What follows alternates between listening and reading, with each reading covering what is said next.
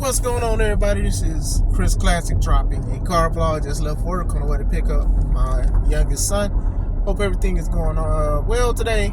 Nobody tells you today. God loves you. Christ loves you. I love you. Make sure you subscribe to the channel, the Take It Home podcast. I got an interview lined up with John Keith of the Spirit of Detroit. We're going to talk about the show, The Amazing World, and we're going to also talk about a lot of wrestling topics. This is the third time we've talked. And I'm telling you, man, we can go for hours talking about wrestling and certain issues and things that we have. So if you want to have a better insight on certain things, you might want to pay attention Monday. We need to. Also, subscribe to my second YouTube channel, me and my wife's professional wrestling company, C3 Ultimate Wrestling. We got an event. I'm about to upload a lot of promos for the event, The Amazing World, which is October 14th, 2023, Crown Point, Indiana, at On the Square Sports Academy. Tickets $5 off at Eventbrite. You know how to do my promo again. Swerve Strickland yesterday did a promo against Hangman Adam Page, and he was spitting. Now, from a critique standpoint, I will say, Swerve, man, you was rushing a little bit. I understand promos are part of wrestling, and I really wish that it was more crisp. But you was messing up some things about calling people the rider, doing the back seat. I understand. Sometimes my words get popped up too, but I felt like your message was powerful. Your message was more powerful than the slip-ups. You see, I'm slipping up now, just even thinking about it. So that's cool with that. Hopefully you just get more comfortable with the mic. I've seen you more comfortable with it. I do feel like this message was very, very important on what you said to Hangman Adam Page. Now, I'm going to say what he said. I'm going to break that down. Basically, Hangman was saying he was happy that he was part of the Battle Royal to win, to send $50,000 to a charity of his choice. And, he also said, he was a teacher. Teachers are underappreciated, underpaid, and things like that. Shout out to him for saying these kind of things. Tony Schiavone said, well, basically, what's next? Swerve's music hits.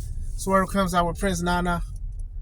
And he low-key gets on Hangman Adam Page. He basically says, like, you lost your drive. You went from tag champ to world champ. And then the thing is, you're getting paid. You're signing new contract. You're getting a lot of opportunities. And you're slacking. And you winded up being on the back burner. Talking about between the Bucks and Kenny Omega. He says you got bigger, basically eating a lot, you getting paid more and things like that, and you messing up. And it's just like if he had that same drive that he had at the beginning, an opportunity, he would be the first black AEW champion. And that's powerful. Now, okay, let me finish. I was about to go in my insight. But going into it, he basically said if he had that opportunity, he would never mess it up. He would never slip. He would never lose it. He would always fight for it. He's just saying that basically Hangman is okay with being second and third fiddle to the group and things like that. You just lost your drive. You're just here collecting a check. You're just here. You're not improving or anything like that. You're just doing what you want to do, and you're not doing this stuff. Mind you, Swerve is the bad guy. And he's saying basically he would keep that opportunity. He would never lose it. That's how powerful that was. That was basically the insight outside of Hangman. I don't know if they got control over what they say, but dude literally just disrespected you. And then Hangman said, hey, I'm not in the mood. If you want to fight, go in the back and get it done. Why would you say that? But anyway, he got attacked because he talked about his family. Swerve talked about Hangman basically not providing for his family, and then Brian Cage came out. Brian Cage had to have something to do with beat him up, and I guess. But anyway, Swerve was spitting, and hopefully this story goes somewhere, like a championship or whatever like that. Now I'm gonna say this. I have always given credit to Swerve Strickland for what he has done in AEW, because I always felt like if somebody is debuting or want to have a great match, you do it with Swerve. It was to the point I thought Swerve was going to be the one to take the national television title, whatever title Orange Cassidy had. It's 29 of them. I thought he was going to do it, but unfortunately he wasn't. So it's just like, we hear these kind of things of a man of color, black man, being a very good wrestler. He could be this, but. AEW is supposed to be the company that does not care about that butt or that hindrance or anything like that. You get what I'm saying? Not even a hindrance. Let's say a technicality in quotes. You get what I mean when I say that. But going into it, Swerve has been delivering. Even when he was in NXT and he was a North American champion with Hit Row and how they came through, he was delivering. I felt he was delivering. They did the rap thing. I know a lot of people thought that it was going to be bad. It was good. It was solid. And I felt like it worked. Unfortunately, a lot of people got released around this time. And Hit Row is back and Swerve went to AEW. And I feel like that's a good thing for Swerve to do. I do think that Swerve has more of an opportunity, but AEW still has to do better. Let's not forget that Swerve and Keith Lee is supposed to have some kind of beef. And now y'all trying to fizzle that out like it's not important. But if you are going to fizzle it out, this is a good way too. Because now you could be elevating him into the title picture. Same thing with Ricky Starks. You can slowly elevate him into the title picture as well because he's having banger of matches with Punk, Bryan, a lot of people. Like Stark has been delivering. Now, as a person who feels like you shouldn't just book somebody because they're black and things like that, and it should feel natural and things like that, make it feel like equal opportunity, it's about time that Tony, go by his word. And I've talked about this article with Yella, aka Kevin Young Sr., about when AEW started. Tony Khan said that they was going to have a black world champion within 2 years of the company. Mr. Tony, it's year 4. What's going on? Now, it'd be different for me if I just come up and just be like, where they at? No, bro, you said that they was going to have some. And when we say world champion, we're not talking about the secondary titles. We're not talking about the tag titles. And it's good to celebrate. Some people got them, of color, black people, whatever you want to call yourself. It's pretty cool, bro. It's time for this world champion thing. It's time for it, y'all. You've said something about it, and you're not coming through with it. Now you should not drop the ball at all. You shouldn't. You shouldn't drop the ball because you got Starks who's killing it. You got Swerve who's killing it. You even got Willow who should be the women's champion in the future. She's killing it too. Athena, she's the ROH women's champion, but come on, man, ROH is very secondary to the AEW, and they're really proving why they're doing it. It's starting to feel like a waste of time on why Tony even got ROH. But hey, it is what it is. If you own a company and you bought ROH, we got to face the fact that they wasn't going to make that company number one. And I'm sitting here saying that I really didn't even tune into ROH before it even got bought. Now, I'm not paying attention to it now. This is like some people just hate that ROH was bought because they knew what was going to happen if WWE bought it. And I guess they thought it was going to be a little bit better if Tony and them bought it. We'll see from there. It still got room to change. But going back into it with Swerve is one of those guys, it's not one of those, he needs to work on this and he needs to work on that. We can say he need to work on promo, but to be honest, some of the people who were world champions, they weren't great on the promo. I mean, Kenny Omega, a lot of people love him and he's very popular and all of that stuff, but you can't tell me that his promo skills are leaps and bounds above Swerve. I think Swerve's a better talker. So I hate that argument about promos sometimes because as a person who does do a lot of promos, and I do think that promos are very heavy, y'all like to push and move the goalposts when it comes to things. Oh, well, this person isn't a great promo talker. Kenny isn't either. So what's up with that? You can't even sit here and talk about drawing and anything like that because even these guys that you build a company around, they're not drawing like they're supposed to be drawing. And the person that y'all fired was out drawing these people. People wanted to see them segments. Call it what you will, it's the truth. And sometimes the truth makes people feel uncomfortable. But even Swerve acknowledging that he would have been the first black world champion, that says something. You get what I'm saying? Because it's about that time. It should have been that time. Like what's going on with this? To me, I would be irritated if something does not happen with this. Like even with R-Truth. When R-Truth was feuding with John Cena for the belt, saying it was a conspiracy, and they had that show, what was it, Capital Punishment?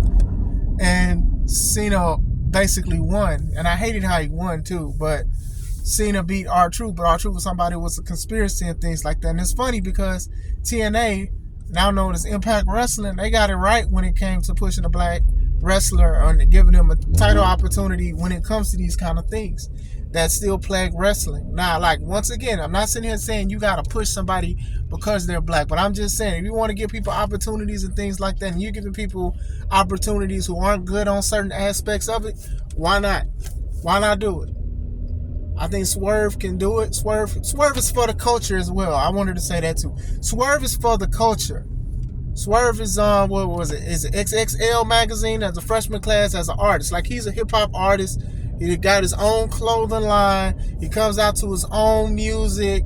He is performing, rapping, and hit row. Like, he is for the culture. And this is a good time to even push him as a man of the culture. Our culture, if you get what I'm saying. Because of what he does. You see, you look at AEW, a lot of these people who are non-black, they have hip-hop music. They have all kind of stuff. Do hip-hop dances. They do all of these things. And they benefit from it. Why not have somebody that's of this for this? That's how I do feel about the situation. You get what I'm saying? He's doing things. He has segments with rappers, with Rick Ross.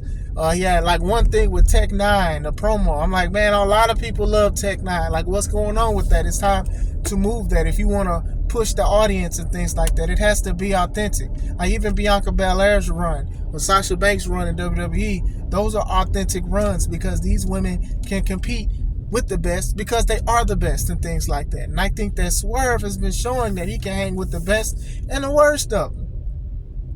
And I think him knocking off Hangman Adam Page will be good. I think this would be a horrible story to end, to just make Hangman back into the title picture. Nobody wants to see that.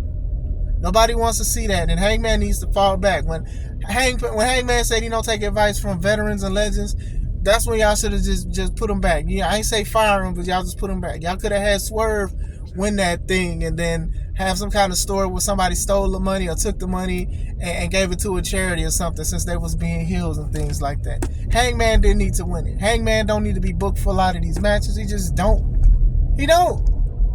If y'all gonna do this kind of thing, you had this person, you elevate Swerve Strickland. You elevate him. Hangman has had his time, and I don't mind a slow revolving door when it comes to wrestling and championships and opportunities. It happens. Sometimes you got to switch things out. Sometimes you got to give other people opportunities and things like that. You got to see what else works. Swerve can do it. Starks can do it.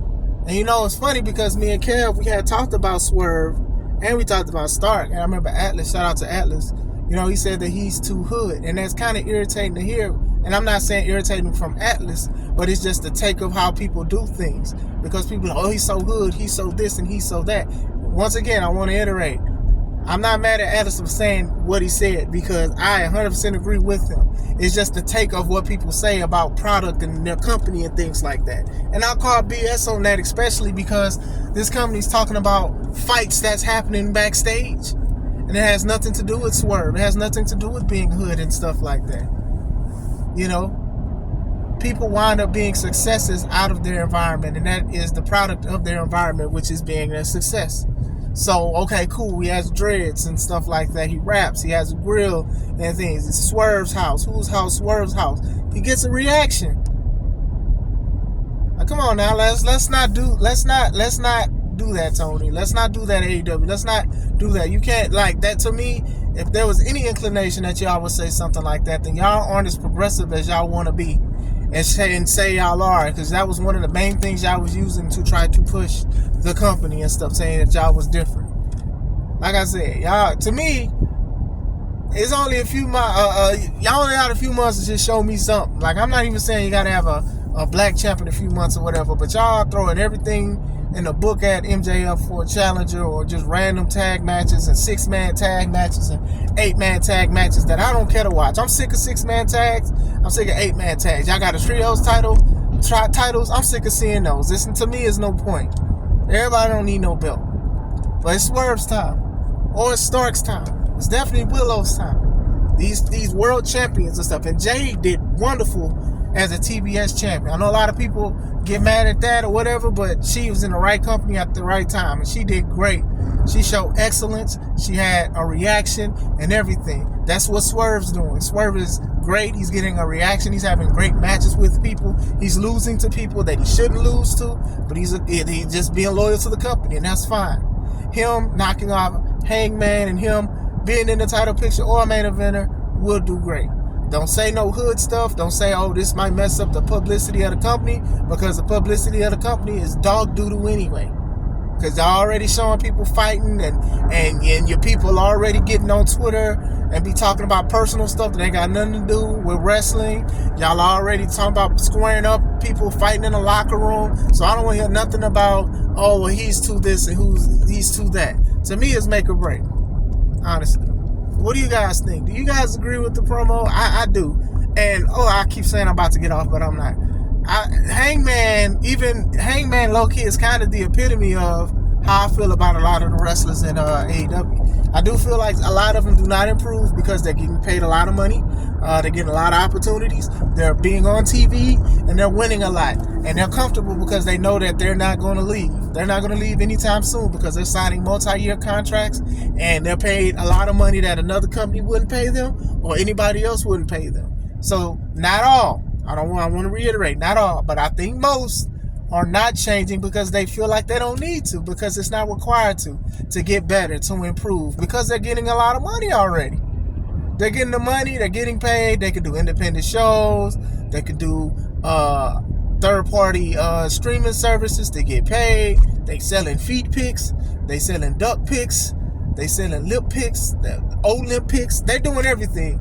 So I do think that a lot of them can improve, or they should want to, or put on the facade that they want. I didn't realize the Hangman Page had like a gut like that, because I wasn't paying attention to Hangman Adam Page. But when Swerve pointed it out, I was like, man, this dude does look like he ain't been pushing away from that plate. And I do feel like a lot of people are just like that. I think some of the women wrestlers are like that. Some of the male wrestlers are just like, hey, I don't have to take any advice. And Hangman said that. I don't have to take any advice. I don't listen to the advice. And look at how some of these guys are. Some of their matches are sloppy. Some stuff don't make sense. And this is coming from somebody that actually wants the company to be better. And it can be better if you use the veterans better. I'm just saying, William Regal was there for about 2 days. William Regal was in AEW for 2 days and went back to WWE. It reminded me of that episode of Fresh Prince, where Will's father came in for a few times, said he was going to try to fix everything, and then he left because, he was a piece of crap. Now, Will is not a piece of crap. William Regal, that is. It's just something must have happened to be like, you know what, I don't even want to be here no more. Because if I was AEW, I'd have been like, how come he don't want me, man? Personally, that's just me. But I do feel like a lot of wrestlers can improve, but if they getting all this money and then nobody asks them to, they just gonna stay there. Especially if they getting TV time, they're like, I don't need to improve. I'm doing what needs to be done just to be on TV. But what do you guys think? Do you guys agree with Swerve? Do you guys like Swerve? Do you guys think he should be elevated to the main event? Do you think Hangman need to sit down? What do you guys think? I hope you guys are having a wonderful day. This is Chris Classic. Let's take it home.